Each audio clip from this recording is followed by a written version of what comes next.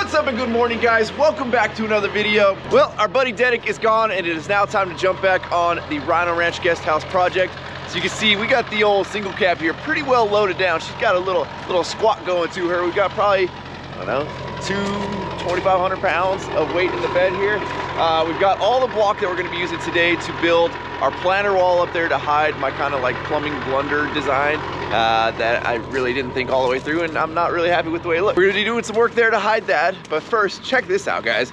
So we had some gnarly winds the other night, and I'm talking had to be over 100-mile-an-hour wind. We've had recorded 95-mile-an-hour winds out here, and this like blew those away, pun intended. Let's see, we had negative pressure here on our like water heater door. All the air went inside through these vents, like blew the door off. And that's not even the most impressive thing. The most impressive thing is, if you guys recall, about right where I'm standing, there used to be, it's basically a dog run. It's a chain link fence dog run, and that's where we would raise all of our baby chicks. And well, used to be about right here.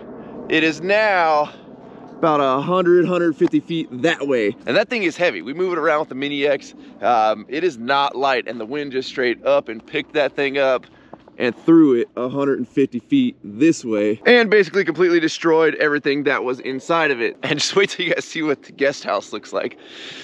It's gonna be some cleaning up to do, that's for sure. Now, being that we've been trying to like get all the smells and crap out of the guest house, we've left a lot of windows open. And well, when the dust storms come through, you're kind of left with this. I mean, this place is just absolutely covered in dust. I mean, it looks horrible in here. And that was a big mistake on my part. Granted, we didn't really know that high of winds were gonna be coming through here. Yeah, this place is just an absolute freaking mess. Regardless though, framing's come along great in here. You can see we've got our doorway framed in. A lot of you guys are mad that I didn't put the door right here. And albeit that would have been cool and fine, and might add like a little corridor before you go into the bedroom, which is kind of cool, but design-wise, I think it just breaks the room up a little bit more by kind of having the little hallway right here. Plus, if you have a door right here, you can't put furniture too close because there's a door. I don't really know.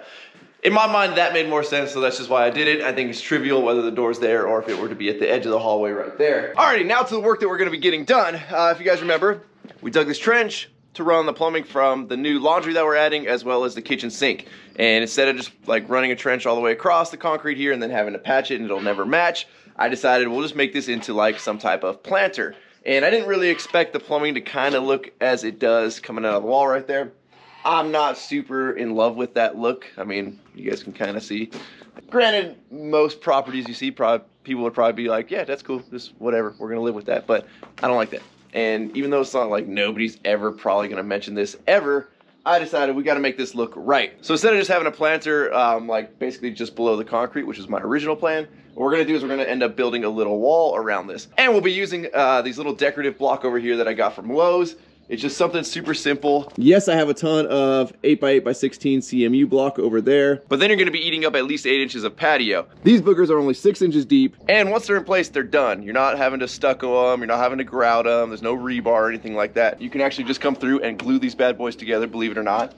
I've personally never used the Quikrete brand of adhesive, but I've done tons and tons of Keystone style walls where you just glue them together and they are impenetrable. Like, you will literally, if you try to separate them, you will pull the actual like block apart with the glue still attached before you'll get that glue bond to break. So basically what I'm getting at is I trust the glue. Now I looked at a couple different types of block, and for a few reasons I picked this one, and I'll show you guys right now. A lot of the companies out there making block for this type of situation don't ever really think about the corners, and the corners end up looking like crap. To me, this is like the most modern and had the best looking corners. So that's why I chose this style of block over like the more tumbled styles. The corners just never look right on those. Now, granted, you'll have like, you know, the little joint right here, and I might actually take a hammer and just kind of like soften that edge so it matches that edge, just to make this joint look more realistic. Because obviously we're dealing with fake joint that you can only see so deep into, and then this giant joint right here. So we finagle these a little bit and we'll make it look right. Now we're gonna be getting set up here, get our diamond blade put onto the grinder. That's how we're gonna be cutting our half block, because obviously, as you can see, we're gonna run into a half block every other course here. And I like to pre-cut this stuff ahead of time, so I'm gonna get my measurements there.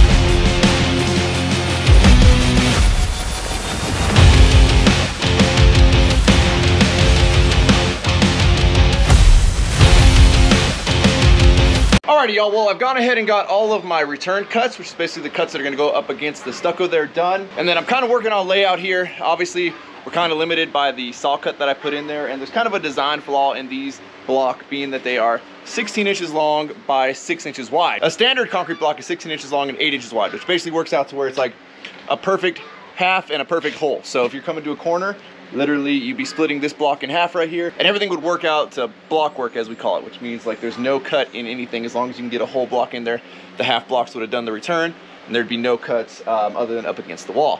Well, being that these are 16 inches long and only 6 inches wide, by the time you basically build this corner out, you're not coming over to the halfway mark. You're actually shorter. So we're gonna end up, unfortunately, with a little, like a 4.5 inch cut in here, which isn't my favorite, but I'm kind of working it into where hopefully you don't see it as much. And speaking of seeing it as much, one thing that really irks me about walls, and most people probably wouldn't notice this, it's walls, it's decorative stone, it's brick, it's whatever. But let me give you guys a little something to look for from now on when you guys go look at walls that are either keystone walls, stacked stone walls, whatever it may be. And that is when people stack bond. And what stack bond means is, I got a little example set up here. So you can see this is the end of the block right here.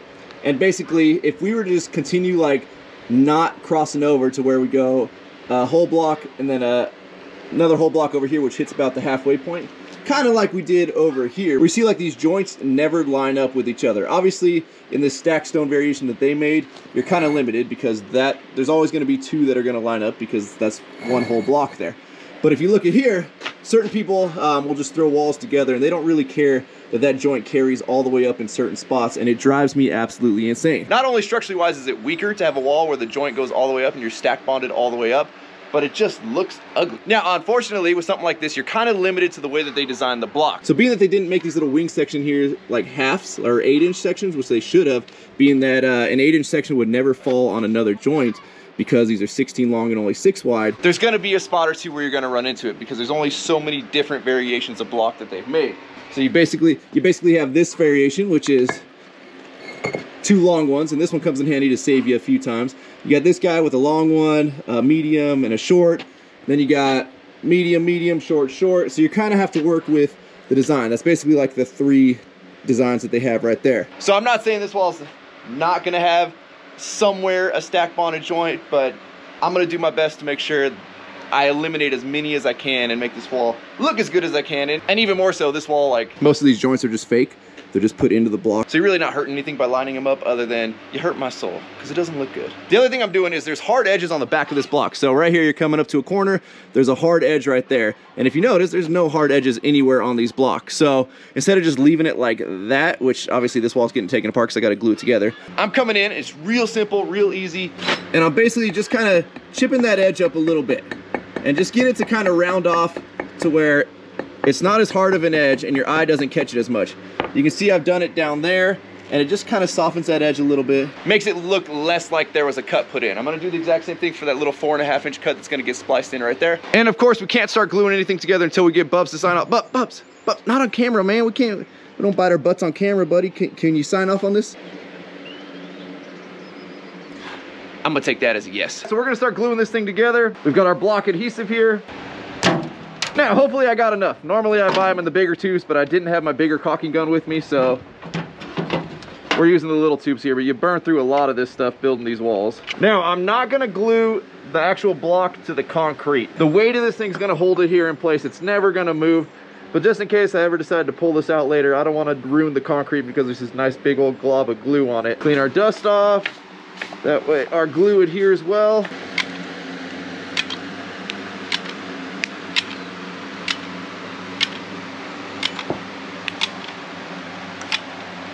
Oh, this caulking gun sucks.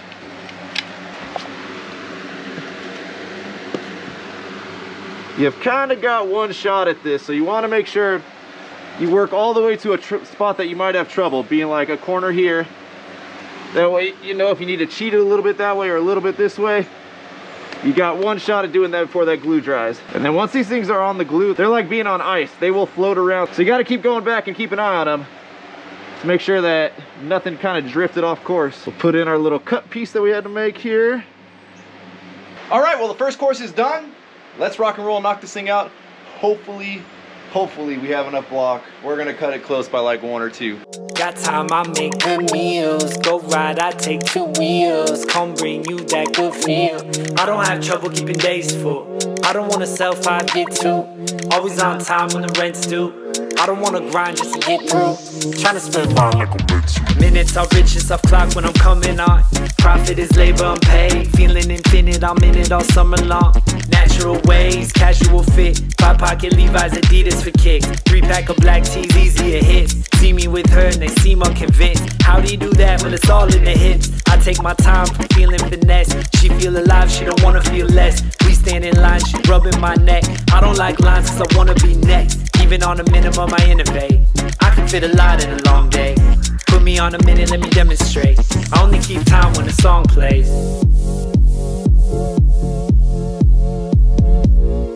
And just like that, we essentially have the entire wall built. We got 5 courses there, which gets us just high enough to where we're not fully burying that vent. Speaking of vents and all that stuff, so obviously we've got our penetration in there for the propane line, as well as our drains coming out. Number 1, I don't want to bury those. Number 2, I don't want dirt directly up against the stucco. It's not a good idea, albeit stucco is like, it's not waterproof, but you got your stucco layer, you got your black paper. Like, will it keep rain out? Yes. If you pack dirt up against this and make this like a wet planter, will it seep through? There's a good chance. I'd rather not do that. So at some point I'm gonna build a little standoff here on the back side of this planter to keep it off of the actual stucco itself and to keep from burying these drain lines and that propane line. But everything looks really good over here. You know, I'm not gonna say there's not 1 or 2 stack bonded joints in there just because I didn't have like enough of the right patterns to get that out. So you kind of gotta, you know, play puzzle pieces over here to try and figure out what piece will work to not stack bond it. So next step is we're gonna actually cap this wall. I don't like leaving it not capped. It looks unfinished to me. So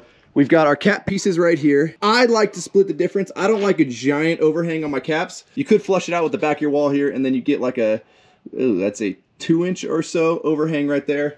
I prefer to kind of split the difference a little bit, cheat it more towards the front, which gives you just enough of an overhang so you see the detail of it. Now I've gone ahead and got all of these caps laid out, and of course nothing ever kind of works out perfectly. Instead of this working out to where, you know, we hit a half right on the corner, which if they would have made these caps 16 inches, it would have worked, but the matching cap to this wall, for some reason, they only made them in 12-inch sections. We would have ended up with about I don't know, 7 or 8 inch sliver over here. But what I decided to do, and you know, it's totally personal preference, I think it looks better this way, is I kind of centered up this block here, worked my way out on both sides, and then that gave me a number that I could then split into 2 blocks that are equal size. And I'm gonna do the same on that side. That way you don't just end up with some random sliver in there that doesn't match anything else. I think visually that looks better, and I think less people are gonna catch the fact that there was a cut put in the cap than if you were just to put 1 random small one. So I kind of split it up, broke it up into 2 equal sized pieces over there. They'll be the same matching 2 over here. Alrighty, y'all, we have a completed wall here, and I think it took all of maybe 4 hours, if that.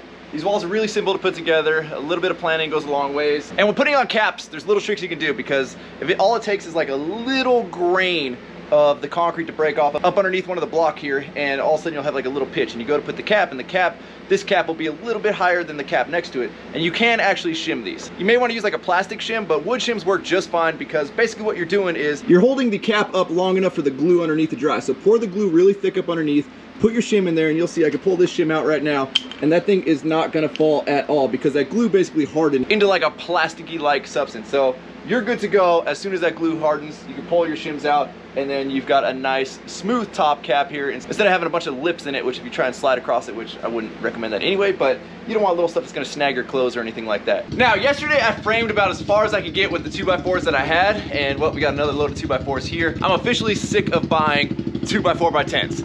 Thankfully, the price is not what it was a year ago or even a few months ago, but I'm overbuying it. So I'll give you guys a framing update here in a second, but we gotta go meet James down at the gate. We're taking Zach's 110.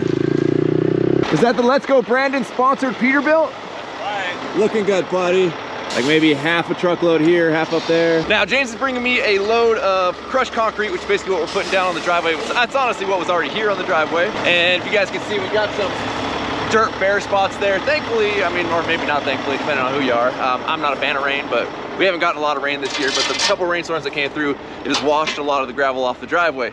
So my goal is to never have to put gravel back out here, but yeah, we ain't quite ready to pour concrete all the way to the house yet. So that's what those boogers are for. Yep. So what he's doing right now is he's basically locking his tailgate so it'll only open so far out, and then he's gonna drive and drop the gravel as he goes. And ideally, you know, we get a nice spread and we don't have to like come out here and actually grade it out with any type of equipment. Once he opens that tailgate, it's go.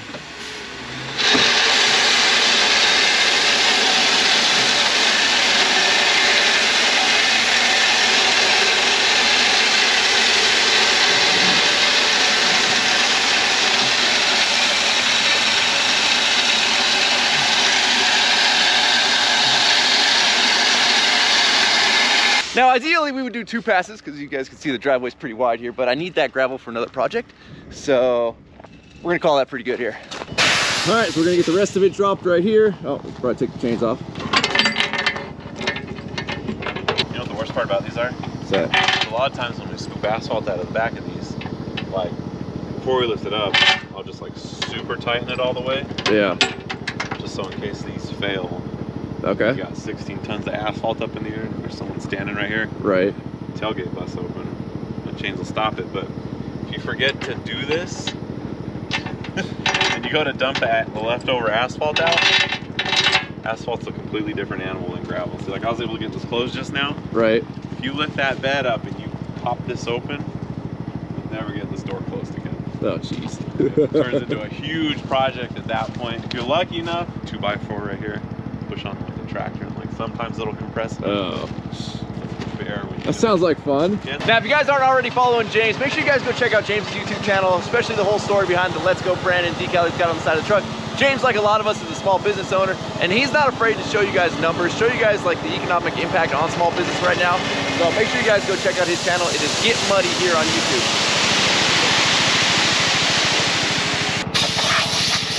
Smarter, not harder right there. Now, let me give you guys a little update on the framing situation inside. And yes, it is still a mess in here from the wind. I haven't taken the time to sweep this place up, but good news, guys. Good news is we have pretty much finished out that whole wall of the second room back here. So we've got the entire closet framed out there. Obviously the doorway was already kind of framed in the last video. I still need to go back through and do all the fire blocking. So yes, I know it's not officially done. And then in the kitchen over here, obviously we've got our recessed area right there where another row of cabinets is gonna go with the cooktop and like the vent lid up above. And then we softened it down just to kind of bring the ceiling down a little bit. Not like it feels like this big, tall, giant bay in here. And then we're gonna put probably a couple of 4-inch lights in there as like down lighting on these cabinets. And then the vent hood will probably have its own lighting inside of there. Super stoked to kind of have this area done. Then the next area, which is what we're gonna be kind of working on today, is this room needing to get its closet built along this wall. And if you guys remember, we had originally planned on basically building a 45-degree wall here, which we're gonna let this piece of pressure treated kind of depict. And sorry for it being super echoey in here. But basically this wall was gonna kind of come in at a 45, and then there's gonna be a straight portion right there. This is where the closet door was gonna be. But the more I look at it, the more that's gonna be a very, very small closet door. And this room's actually bigger than the other room. And I feel like the other room shouldn't have a bigger closet than this room. So I think we're gonna make the executive decision today to straighten this wall out, which will be about right yonder. Well, that's not very straight, hold on. It's about as straight as California allows you to be. So we're gonna come in straight. It's gonna choke this opening just a little bit, but it's not bad. And then from there, we'll come over and then we'll actually get the same size closet door as we have in the other room. A little change of plans. I don't think it's gonna be that big a deal. I've got enough lumber today to get that framed, so let's cut to the time lapse of getting this done.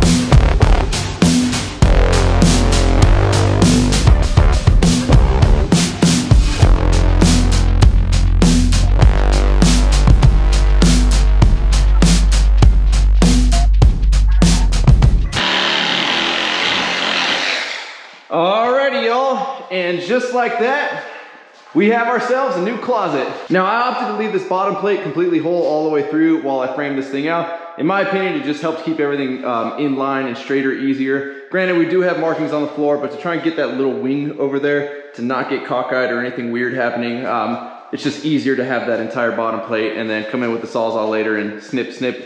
And yeah, we're pretty much good to go in this room. I think the framing is essentially done here. And remember, I'm not a framer by trade.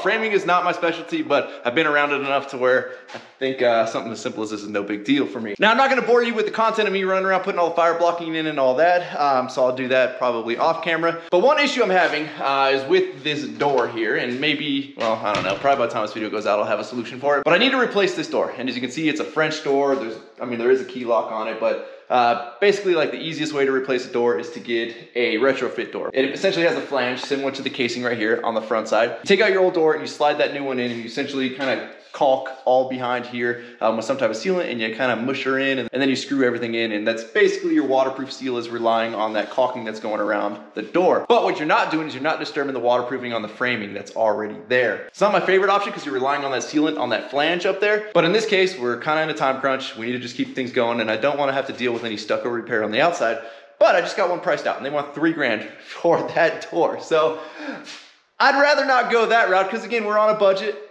We are on a schedule, but we are on a budget as well. We're not trying to, you know, spend $1 million getting this place all nice and prettied up. So I got to figure something out for that door. Well, as you guys can probably tell by the sun setting there behind me, I got a late start today on this project.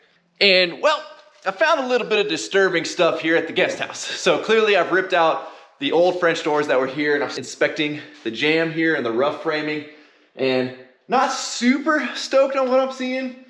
Being that, like, none of this has flashing on it, so we're gonna have to try and get flashing on it. They did use some like Z metal here to kind of tie into the stucco, which is better than I thought I was gonna find. But I found a major issue, and this is something you guys should always look out for and never do.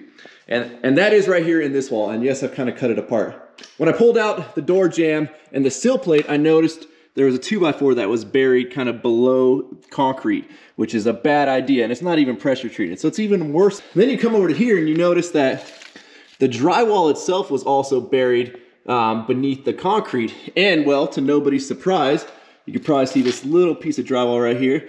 There was mold about that high up on the wall. It wasn't much, and clearly it was just from where the wood had sucked the water up. It didn't go super high, but that's the exact reason why you never do that. You never want your wood buried below grade to where water's gonna get to it, because wood is a sponge, drywall's an even bigger sponge, and you're gonna end up with mold. So I couldn't just walk away from this scenario right here. We're gonna have to remedy it. And you'll notice everything else in this house is on a stem wall. And that is basically right there, you see the concrete coming up, and that keeps your framing from being on grade or below grade. Now, the only good thing about this opening, hello goats, the only good thing about this opening is this used to be a larger opening, and so they've kind of framed it in, and that's why the stem walls go from there to there. Goats, please stay out. You guys are gonna try and get in. So there's a big header that runs across this old existing giant opening, which means none of this is load bearing in here. So I can do what I'm doing safely, albeit I'm gonna try and do it quick. And so my plan is I'm gonna rip that 2x4 out from below grade right there, which is gonna be a pain because they stuccoed down past it. And I've already cut all those 2x4s. I'm gonna put a new bottom plate of pressure treated lumber, and then I'm gonna pour a new concrete stem wall that's gonna come up to about right there, which is gonna get us above the water line outside. That way no water is ever gonna come back to it and be able to touch wood anymore. It's gonna be directly to concrete. So I gotta run right now and get some rapid set concrete. Clearly I'm fighting the daylight here, the sun's going down. Granted, I could do this inside, but not looking forward to having to get that 2x4 out, because I'm sure they stapled some like lath to it or something, and that thing's gonna be a fight. Well, good morning, buddy. Good morning. All right, y'all. Well, so I've pretty much been forced to kind of make the decision on my door here and what we're gonna be doing for the front door of the guest house. And the reason I say forced is every door out there that looks halfway decent and like kind of modernish, like I'd like to kind of switch this whole ranch to being, is like back ordered for at least 4 months. So what we've decided to go with is this door right here. It's gonna be the new front door as opposed to doing French doors. We got a 36-inch front door here, and I still wanted to have like the clear light coming through. I wish it was like more modern where it's like the little rectangle windows going down or something like that, but just could not find one available in stock anywhere. So cool thing about this is I already got the blinds built into the glass and all that, so it's still gonna afford privacy while still allowing a ton of light in when you want it. Now, that being said, that means we're gonna have to frame this opening even smaller. We're gonna have to tie in. There's gonna be stucco patching, which is what I kind of wanted to avoid, but I just don't think at this point it's avoidable. So we're gonna end up patching the stucco in, closing this opening up to be about half of what it is now. And I think what we're gonna do is we're gonna shift it this way. So the door's gonna kind of hug on this side. Reason being is it, number one, opens up this area. We'll have more wall space right here to maybe do something cool in the corner right there. I'm not sure yet. And the light switch is already right here. So you'll open the door in, your light switch will be right here. Everything will be nice and kosher. I did grab a bunch of concrete. I grabbed some rapid set. So we got the bed of the gray truck right there packed with some concrete. So we're gonna use our rapid set here to get this stem wall put back into place, as well as that 2x4 removed and get everything above grade like it should be. So we've laid this door across here. It keeps the animals out and the Chris is out. Yeah. Want me to move it so you can go in? Please. So should that your chair right there? Or? Bring my chair. Okay, I got you, buddy. Now the fun part is gonna be trying to sneak this bottom plate out here. I'm sure it's swelled up like crazy from having water on it. They also probably shot into it when they put their wire mesh or their lath for the stucco on the outside. So this one's gonna be interesting and a pain in the butt to get out. All right, I'm gonna try and split it around these anchors that they used here, and we'll actually use those anchors to tie the new concrete into the old concrete, as well as we'll probably dowel in a piece of rebar there and probably a couple sticks in here.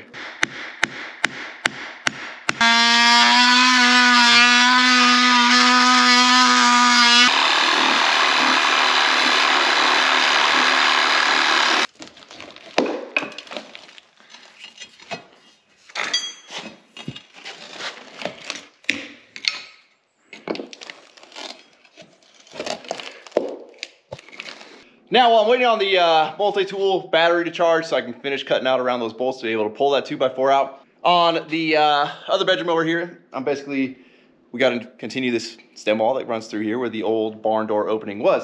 And good thing is, I've dug down so far and found out that they ran a continuous footing underneath this opening. So all we're going to really tie in is the stem wall up top. That way, again, we keep our 2x4 and everything above grade. And that way we don't have any water issues like was at that front door over there. Now, if you guys have never used a roto hammer to dig, it's super common out here in California because all the dirt is hard.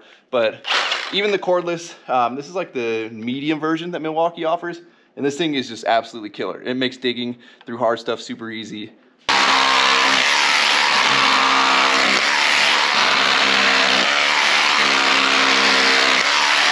Grabbed a couple scrap pieces of lumber here, and I got this side all formed up. Now we're actually a little higher with this board. I didn't feel like ripping it all the way down.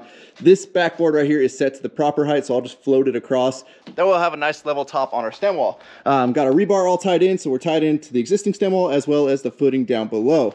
Now I wasn't sure that the original footing was going to be down there, so I may have overbought a little bit here on the concrete, but I'd much rather overbuy than underbuy because, well, if you're in the middle and you need a little bit more way the heck out here, you're kind of screwed. Get these sacks opened up.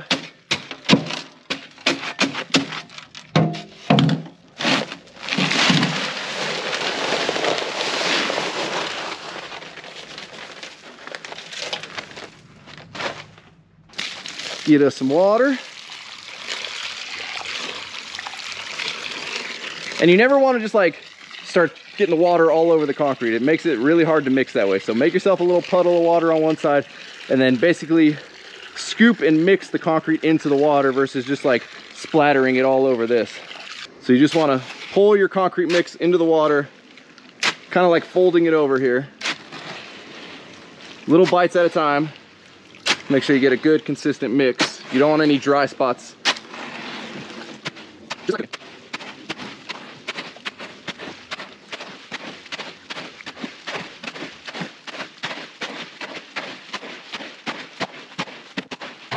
we'll add a little bit more water to her here.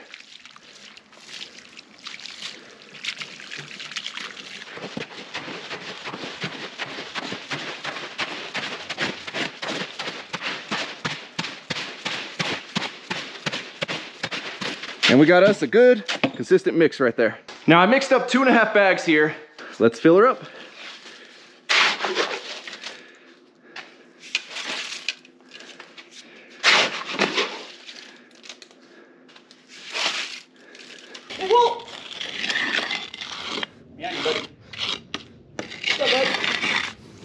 We'll let that tighten up a little bit. We'll come back and we can probably pull these forms off and we'll finish trowel the front side of the stem wall Now the good news is I'm actually able to get this bottom plate out pretty easily here. Let's see if we can get this last couple of pieces out. Perfect, perfect. And we do have a nice foundation down below there, which should have the footing running all the way across. We'll get this cleaned out. We'll dowel in for our rebar as well as into the stem wall here. Now my original plan with this side was to use rapid set, so I bought 3 bags of it, but none of our new framing is gonna really tie into this, so I'm not worried about like being able to frame on it today. Plus I have enough concrete left over from that other side, so gone ahead and got my rebar tied in down there. Let's throw a little concrete in her. Wash the leg, dog. What happened, man? Wash the leg, man. You got close. I got close? Yeah, You need to put cones around that thing, dude. No? you just need to pay attention. Oh. You need to pay attention to using your body better, Christopher. Yeah, this ain't my fault. Oh. Now I'm gonna use a little bit of concrete glue here, and this is basically gonna help the new concrete mate to the old concrete a lot better than if we were just trying to pour the concrete on top there. Oh, good news is, concrete's all in. Everything's getting patched in, looking good. The concrete was like about the exact amount, other than, I don't know how that guy got in there. That's a big old tarantula. Chris, you wanna see him? Get out of here, get out of here. I don't know how the heck you got in there. Dinner? We're to the point now where like I think we're done with the repairs.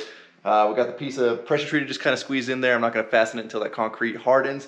And then I've run this piece of pressure treated across here because again, we're shrinking this opening. So I like to run the whole bottom plate and then we'll cut out where the door goes after everything is framed. That way it keeps everything nice and square. Good news is there's a nice big header across here, so we don't have to put in a new header. We're gonna use their existing one. And my goal today was to get this whole door installed, but you can see it's already dark outside. I don't think that's gonna happen, so I'm gonna put the camera down right now. We're gonna race through. We're gonna frame this opening out. All right, y'all, well, it is dark. I think we're gonna call it quits here. I've got the door just set in place. Obviously, I still gotta waterproof everything, flash everything. I gotta break the stucco back so we can tie into the existing building paper that's on there. Chris, how's it look, buddy? Oh. Great work, man. You're a great artist. Now, let this be a lesson today, guys.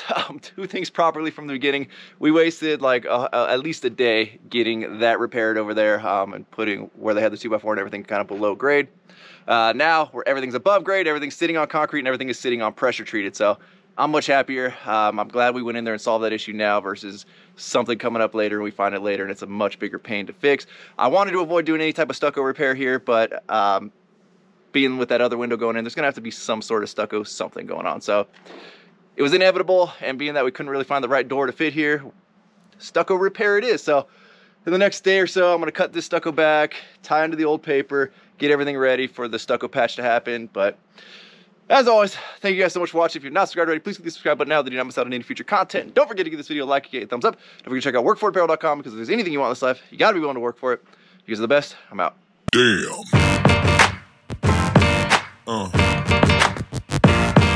Yeah. Yeah. Yeah.